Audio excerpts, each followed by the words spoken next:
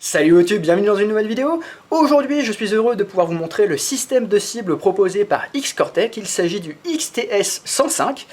XTS 105, c'est pas un nom qui est très facile à retenir, je trouve. Entre le nom des chronographes, des full autotraceurs et maintenant du système de cible, je trouve qu'on s'en mêle un petit peu les pinceaux avec les noms de produits chez X-Cortec. Si vous m'entendez, messieurs de chez X-Cortec, il faut que vous trouviez d'autres noms pour vos produits, ça nous permettrait de mieux nous y retrouver. Ceci étant dit, donc le XTS 105, c'est un système en pack, on va dire, qui est composé de 12 cibles différentes. Là-bas, nous avons 11 cibles qui ont déjà été installées. J'en ai gardé une à côté de moi pour pouvoir vous la montrer en gros plan. Donc, si la caméra veut bien faire le focus, voilà. Donc, nous avons un boîtier électronique marron ici, avec une espèce de structure en aluminium par-dessus. Donc là, nous avons la cible en elle-même, une cible circulaire qui fait à peu près, je dirais, 5 cm de diamètre. Là, nous avons une petite loupiote qui permet d'éclairer la cible, donc principalement en vert, mais on a aussi du rouge et même du bleu, il me semble. Nous avons un petit haut-parleur ici qui permet à la cible d'émettre du son, et nous avons derrière deux ports Ethernet, donc deux ports Ethernet parce que les cibles sont toutes reliées entre elles avec des câbles Ethernet comme celui-là. Les cibles ont des pads en caoutchouc ici qui permettent donc de les poser sur une surface plane et de faire en sorte du coup grâce au pad que ça ne glisse pas trop. Et nous avons aussi un pad vis Caudal, si je ne me trompe pas de nom, c'est les pads vis des trépieds d'appareil photo. On voit d'ailleurs à gauche et à droite que j'ai deux cibles qui sont installées sur des trépieds d'appareil photo.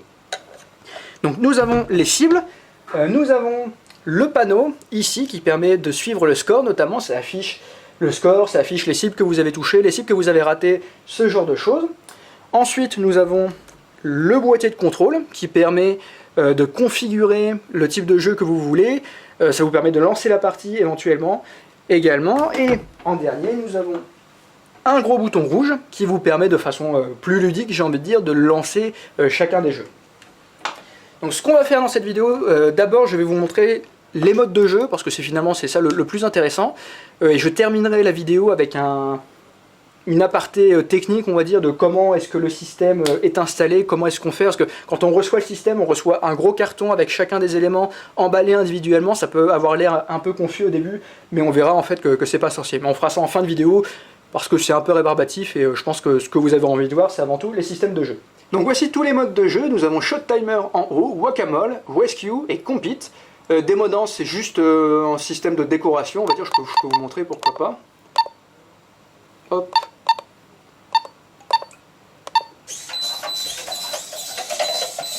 C'est juste un système, voilà, qui permet de montrer que toutes les cibles sont bien configurées. Ça permet aussi de voir toutes les diodes. Donc là on a vu rouge et vert, et enfin bleu. On va arrêter, et on va donc sélectionner le premier jeu. Voilà, donc Shot Timer. Le mode Shot Timer, c'est très simple. Vous avez toutes les cibles qui vont s'élever, et le but du jeu, ça va être de tirer toutes les cibles aussi rapidement que possible. Donc, je laisse le boîtier ici, je vais me servir du bouton que j'ai mis à mes pieds pour mettre le jeu en marche. Je vais utiliser mon SR47 de chez Bolt Airsoft. Tac, j'appuie sur le bouton. Et comme vous voyez, nous avons toutes les cibles qui se lèvent. Et sur le panneau ici, nous avons le chronomètre qui tourne.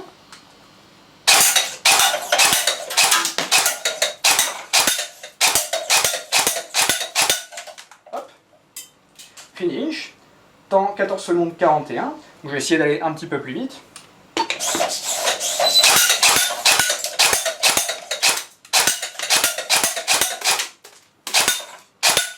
Temps 8 secondes 5, donc c'est déjà un petit peu mieux. Et donc, là ce que je vous ai montré, c'est quand on fait un seul round. Donc là c'était configuré de cette façon-là, c'est-à-dire avec un round 1, mais on va mettre round 2. Et l'idée de round, en fait, c'est le nombre de cycles que va faire le jeu. Là il avait fallu que je touche une fois chacune des cibles, mais avec round 2, il faudra que je touche 2 fois chacune des cibles. Je vais vous montrer tout de suite.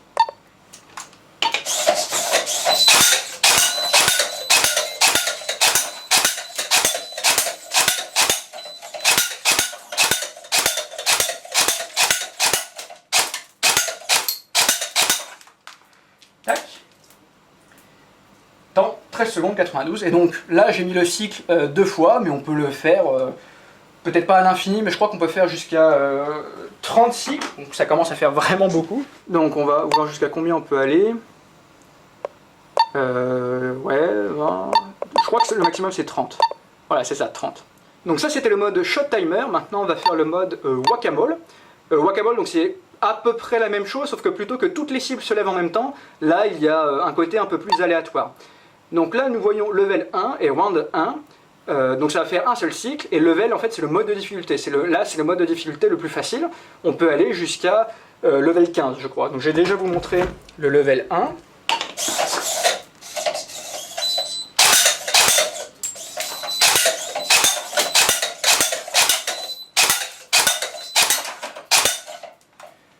Voilà, c'est fini. Temps 10 secondes 3, hit 11, score 1000. Donc score 1000 pour le coup c'est le score maximum, quel que soit le mode de jeu, sauf pour le mode timer, où là c'est juste un timer, il n'y a pas de score. Donc c'était relativement facile, puisque c'est le mode de difficulté là le plus simple. Ce que je vais faire, c'est que je vais vous montrer inversement à quoi ça ressemble avec le mode de difficulté le plus difficile. Donc là j'étais en level 1, maintenant on va mettre level 15. Et ce que vous allez voir aussi, c'est que dans ce mode, si je ne suis pas rapide, les cibles en fait vont se rabattre toutes seules. Et ce sera considéré comme des cibles manquées à la fin. Hop. Je risque d'être un peu ridicule, je vais faire de mon mieux.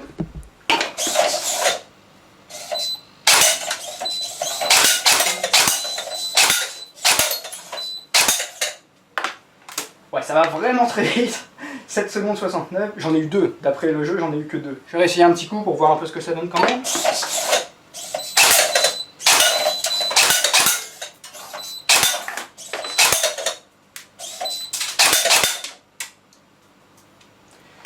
Temps 8-8, j'en ai touché 5 d'après le jeu. Donc voilà, bon là ça commence à être vraiment très très difficile. Si je mettais level 10 pour voir, c'est parti.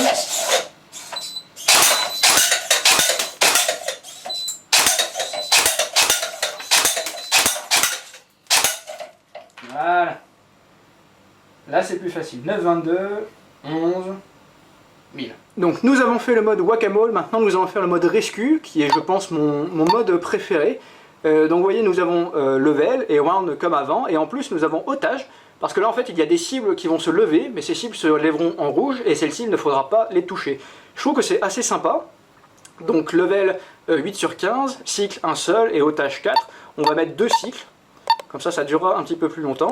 Pour ce jeu, je vais changer de réplique, je vais utiliser mon MP5 Apache WE avec le full auto tracer X-Cortec XT501 MK2 que j'ai déjà montré en vidéo. Ça va rajouter un petit côté ludique, je pense. Alors, hop. C'est parti.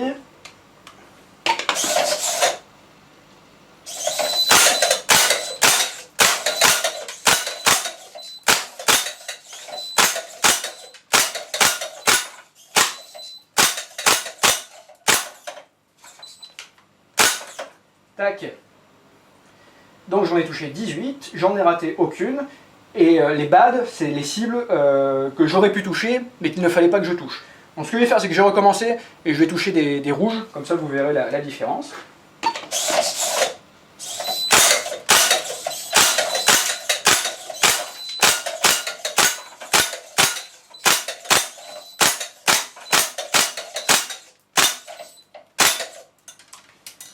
Clac. 18, raté aucune, et j'en ai touché 2 que je n'aurais pas dû toucher. Et ça m'enlève beaucoup de points, puisque je n'ai fait que, entre guillemets, 778.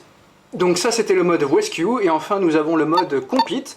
C'est un petit peu comme le mode Whack-A-Mole, sauf que là on a en fait qu'une seule cible qui se lève à la fois. C'est relativement similaire, vous allez voir tout de suite la différence. Hop. Et donc cette fois je vais passer à la réplique de points. Là je suis avec mon USP compact Tokyo Marui sur lequel j'ai ma Surefire X400GN. J'aime beaucoup ce truc, ça fait un joli laser vert, c'est magnifique. Allons-y.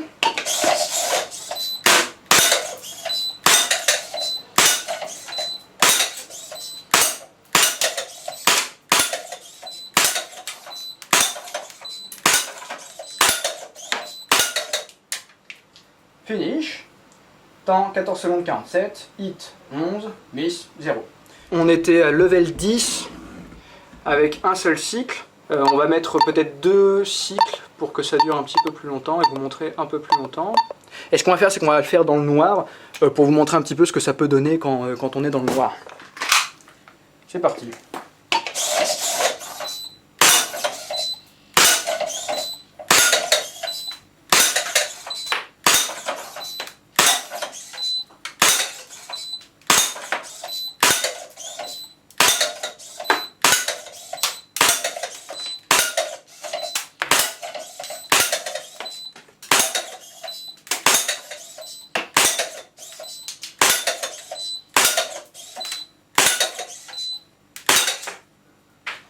tac. Time 29,73, hit 22, miss 0. Donc comme promis en début de vidéo, on va faire un petit aparté simplement pour vous expliquer comment sont installées toutes ces cibles. Donc l'idée c'est que tous les éléments sont emballés individuellement, et une fois que tout est déballé, tout est disposé sur une étagère ou sur n'importe quel support auquel vous pouvez penser. Donc vous avez la multiprise ici, avec le système d'alimentation qu'on voit là, et ce système d'alimentation est relié à cette première fiche. Hop, donc on voit ici qu'il y a un branchement en TEDINS, donc là c'est relié directement au secteur.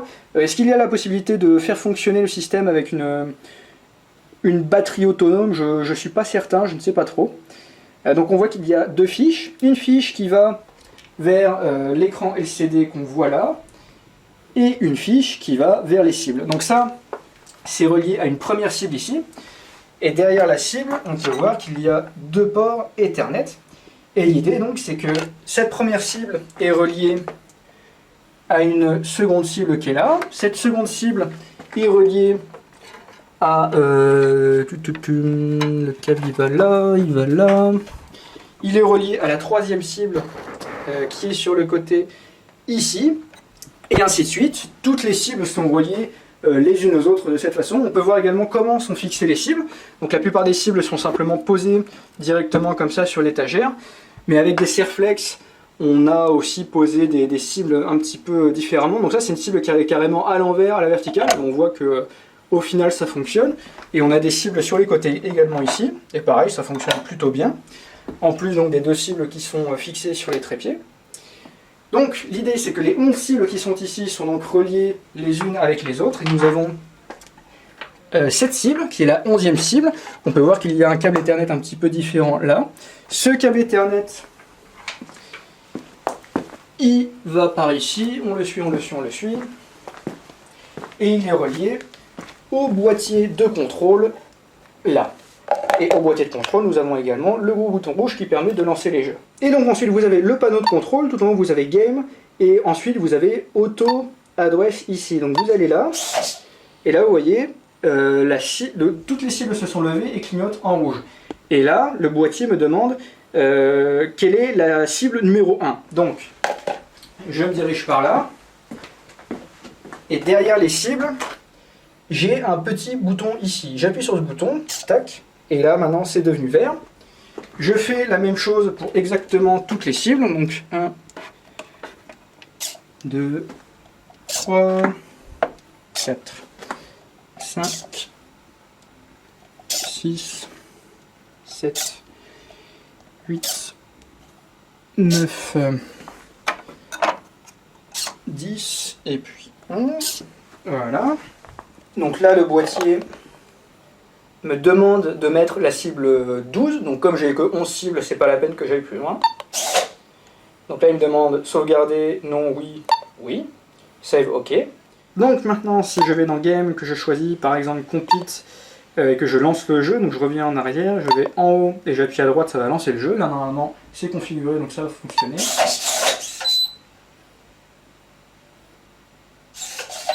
Voilà. Etc, etc. Et là je peux jouer au jeu. Donc voilà ce que ça donne, on a fait un petit tour exhaustif des 4 modes de jeu différents. Moi j'aime beaucoup ce système parce qu'il est interactif et il est relativement varié. J'en ai essayé 2-3 des systèmes de tir comme ça. J'ai essayé le système Cybergun avec les cibles métalliques qui s'illuminent par le centre de la cible. J'ai essayé les systèmes GNG avec les espèces de grosses boules. Et donc maintenant j'ai essayé le système X-Cortec. Et honnêtement, je trouve que le système X-Cortec il est le plus ludique, quoi. C'est toujours des appréciations très personnelles, mais moi j'aime bien le claquement métallique qu'il y a quand on touche une cible en métal comme ça, c'est sympa. Le fait que les cibles se couchent et peuvent remonter d'elles-mêmes toutes seules, ça ajoute un aspect un peu ludique qu'on n'a pas par exemple avec les cibles de chez GNG qui ne font que, entre guillemets, changer de couleur. Qu'est-ce que je peux dire d'autre? Alors voilà, ça j'en ai pas encore parlé, mais il y a un gros défaut à ce système de cible, c'est qu'il est très très cher.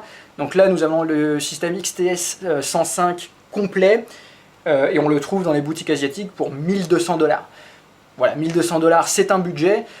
Pour un particulier, ça représente vraiment une dépense considérable. Donc soit vous gagnez très très bien votre vie et vous pourrez peut-être envisager d'investir dans un système comme ça, soit clairement ce sera pas du tout raisonnable d'investir dans un système comme celui-ci. En revanche, si vous êtes une association, si vous êtes 15-20 membres, que vous êtes motivés, que vous êtes tous d'accord pour mettre un petit peu la main au portefeuille, franchement c'est un système qui est bien sympa et bien marrant, quoi. C'est une alternative à l'airsoft du type on est dans les bois et on tire sur d'autres joueurs. Là c'est un système d'entraînement en quelque sorte, ça change un petit peu. Si vous avez l'occasion, n'hésitez pas d'essayer parce que c'est une autre façon de pratiquer l'airsoft, j'ai envie de dire, et moi je trouve ça vraiment très très sympa. Voilà, je crois que j'ai dit à peu près tout ce que j'avais à dire à propos de ce système, le système XTS 105 de chez X-Cortec. Je remercie X-Cortec de m'avoir donné la possibilité de tester ce système que vraiment je trouve vachement kiffant. Si vous avez des questions, bien sûr, n'hésitez pas à les poster en commentaire, j'essaierai d'y répondre de mon mieux. Et puis voilà, je vous dis à la prochaine fois pour une nouvelle vidéo, et d'ici là, portez-vous bien, salut!